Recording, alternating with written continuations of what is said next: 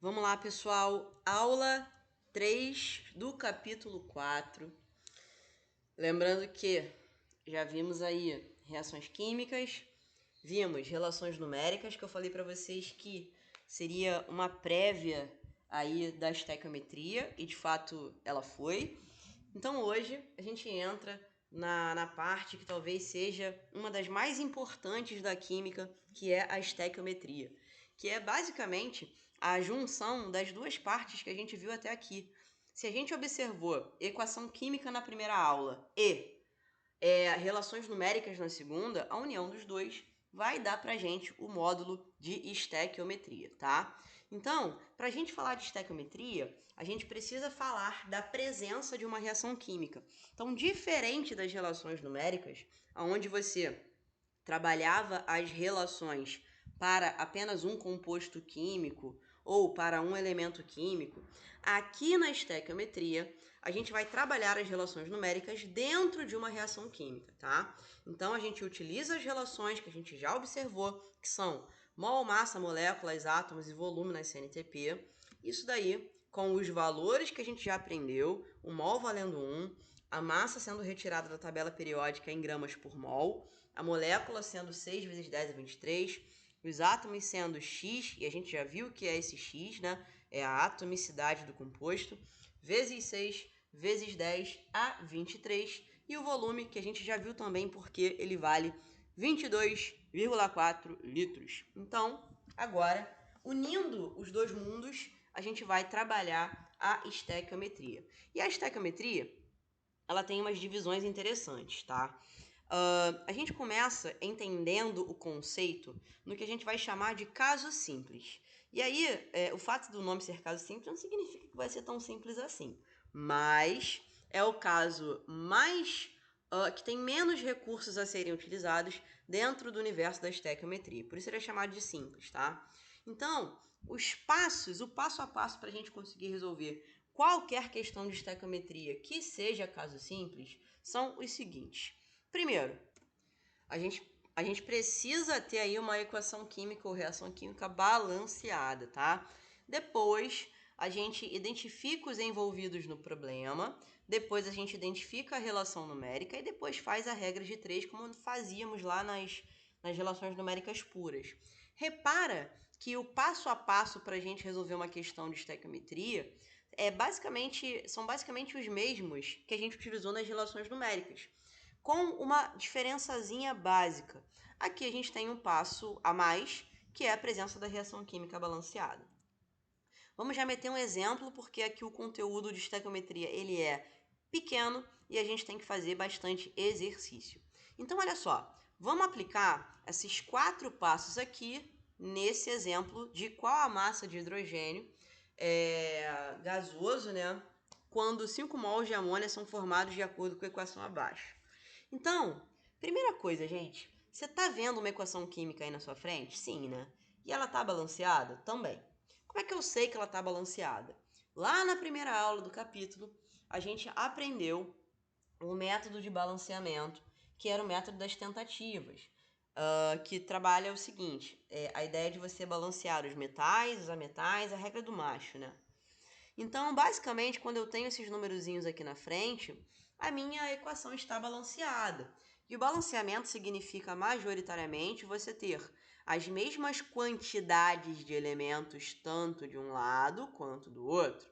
Então, tendo uma equação química balanceada, a gente pode ir para o segundo passo, que é identificar quem são os envolvidos na conta. Repara que essa equação ela tem 3 envolvidos nela.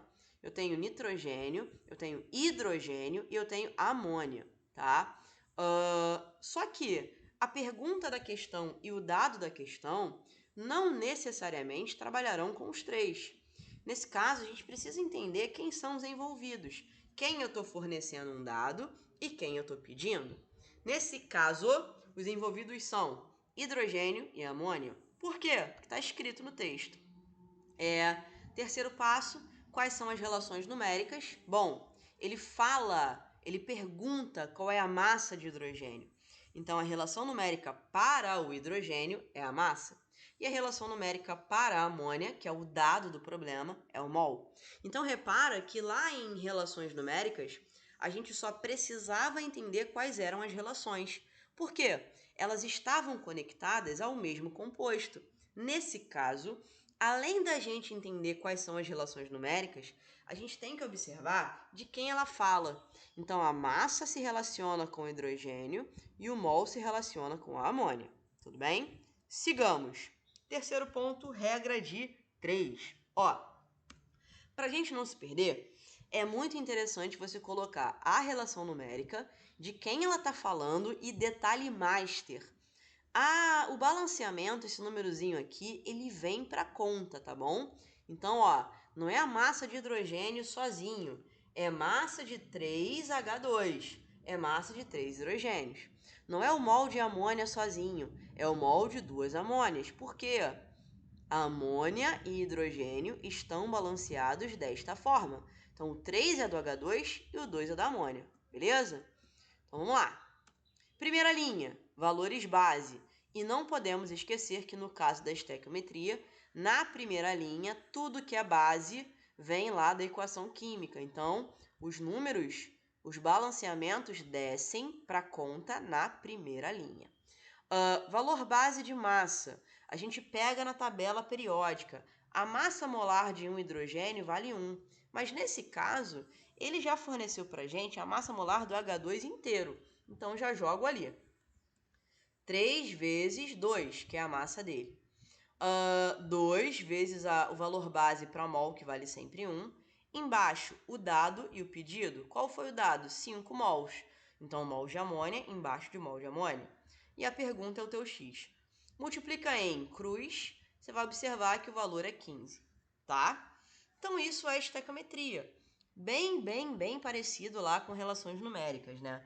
Só que com uma coisa a mais, que é a equação química, e aí você tem que descer aqui quando você tiver os coeficientes estequiométricos. Vamos observar agora os casos não tão simples, são os casos particulares, e são particulares porque eles têm passos a mais do que os passos do caso simples, tá? Então, a gente vai ver agora pureza, rendimento e... Não, aliás, reações sucessivas nessa aula não. Só pureza e rendimento, tá? Reações sucessivas a gente vai ver na próxima. Bom, pureza. Quando a gente fala de pureza, a gente está falando de um percentual que é retirado de um todo. Então, eu vou fazer essa parte aqui só para você entender primeiramente o que é pureza, tá? Então, se eu pego lá 200 gramas de calcário e eu digo que dentro do calcário eu tenho 180 gramas de carbonato de cálcio e 20 gramas de impurezas, eu estou dizendo para você que esses 180 gramas é a parte pura que me interessa. Então, para a gente calcular o grau de pureza, entendendo que ele é um percentual, a gente tem que usar esse todo, entender que esse todo sempre vai valer 100% e que a parte do todo será a minha pureza, que vai valer x. Então, jogando isso numa regrinha de 3 simples, se o todo, que é 200, é 100%, 180 vai ser x. Multiplicando em cruz, a gente tem que x é 90%, tá? Mas como é que a gente aplica esse método de modo direto e prático, que é o que a gente gosta de fazer? A pureza geralmente estará relacionada aos reagentes. Então, você vai multiplicar o valor de pureza que ele fornecer para você na linha de baixo e na coluna do reagente, tudo bem? E isso serve tanto para quando a pureza é fornecida para você, quanto para quando ele pedir a pureza. Caso ele peça a pureza, ao invés de você colocar o número, você vai colocar o x. Fechou? Então vamos lá. Lembrando que esse x aqui é vezes, né? Não é o valor de x.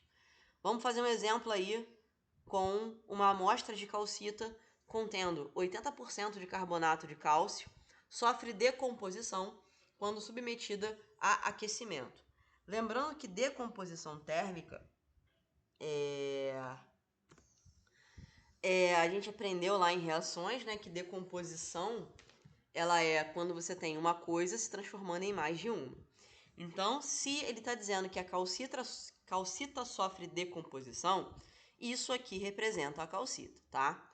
Vamos lá. Qual é a massa de óxido de cálcio, óxido é aquele que tem 2 e o da direita é o oxigênio, e se é de cálcio tem que ser esse aqui. Então a massa está se relacionando a esse.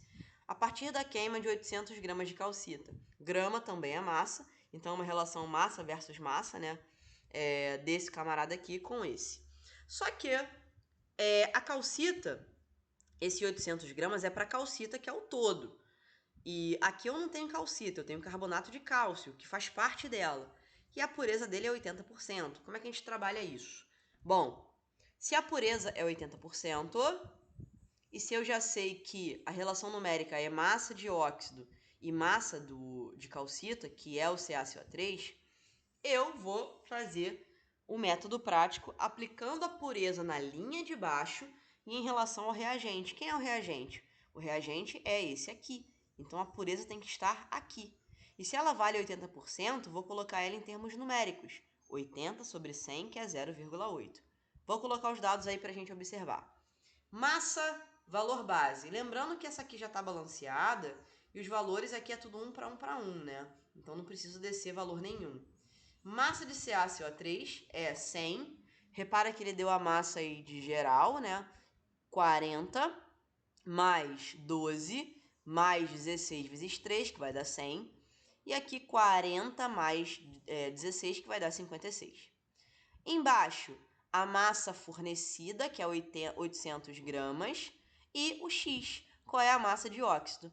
Lembrando que a pureza vem na linha de baixo e na coluna do reagente, que é o carbonato de cálcio. Então, vezes pureza, vezes 0,8. Multiplicando em cruz, eu tenho que vale 358,4 gramas. Bom, lembrando que a gente ia verificar na aula de hoje pureza e rendimento. Como é que funciona o rendimento? Rendimento também é um percentual, só que ele significa uma coisa diferente da pureza. O rendimento, ele significa quanto aquela reação rendeu na prática, tá? Então, ela se refere aos produtos. E aonde você multiplica ela na linha de cima. E ela também é um percentual. Então, rendimento fala de produto e fala da linha de cima, tá bom? Então, vamos fazer um exemplo aí com rendimento. Olha só, o alumínio é obtido pela eletrólise da bauxita e nessa eletrólise ocorre a formação de oxigênio que reage com um dos eletrodos de carbono utilizados no processo. A equação não balanceada que representa o processo é essa daí. Considerando uma massa, então olha a primeira relação numérica, massa, de 120 toneladas desse camarada, determine a massa do outro, do alumínio produzida, sabendo que a eficiência do processo é 85%. Pessoal, repara que dá pra gente saber se ele tá falando aí de pureza ou de rendimento. Cara, pureza vai ser uma parte de um todo. Eficiência do processo, quanto o processo rendeu, rendimento, tudo isso é relacionado ao produto, tá bom? Então aqui vamos trabalhar primeiro balanceando a equação. Se eu tenho 2 alumínios de um lado, tem que ter 2 do outro. Só que aqui a gente vai fazer o seguinte: como o oxigênio daria um probleminha nesse balanceamento, eu peguei e comecei por ele, ó. Então 3 oxigênios de um lado, 3 oxigênios do outro. O que dá 6, eu jogo um 2 aqui. Aí eu parto para o alumínio, que dá 4, então jogo um 4 ali. E o 3 carbono tá aqui. Bom, envolvidos na conta, 120 toneladas do Al2O3, e ali a massa, que é a pergunta dele, né, com um rendimento de 85. E eu já joguei esse rendimento aqui do lado do produto. Então, vamos verificar como é que funciona essa brincadeira aí. Massa, lembrando que eu tenho que carregar os coeficientes versus massa carregando o coeficiente. Valores base. A massa de Al2O3, ela vale 102, né? Pega a massa de cada alumínio na tabela, pega a massa de cada oxigênio. Esse 2 vem daqui de cima e esse 4 vem daqui de cima. E a massa do alumínio vale 27. Quem é o dado? Tá aqui, 120 toneladas. Coloco aqui embaixo. Lembrando que se todo mundo for massa, eu não preciso colocar as unidades iguais, tá? Então aqui, ó, grama a grama, tonelada, que vai sair em tonelada. Mas se fosse massa versus mol, ou massa versus qualquer outra relação numérica, eu teria que transformar essa tonelada para grama. multiplicando aqui, não esquecendo, né, de multiplicar o rendimento na linha de cima e na coluna do produto, a gente vai ter a seguinte conta. Multiplicando em cruz, a gente tem o seguinte. Peraí, voltando aqui. Tá, multiplicando em cruz, a gente tem o seguinte. Fazendo a conta, 2 vezes 102 vezes x, tá aqui. 4 vezes 27 vezes 0,85 vezes 120 tá aqui. Lembrando que 85% é 85 sobre 100, então por isso que dá 0,85. Fazendo a conta, x igual a 54 toneladas. Valeu? Então, gente, isso é rendimento, tá? Façam aí, página 36, exercícios 1 e 9. E na outra semana a gente tira todas as dúvidas aí de estequiometria, que é um ponto mega importante que cai pra caraca no vestibular. Pessoal, um beijo e até semana que vem. Tchau!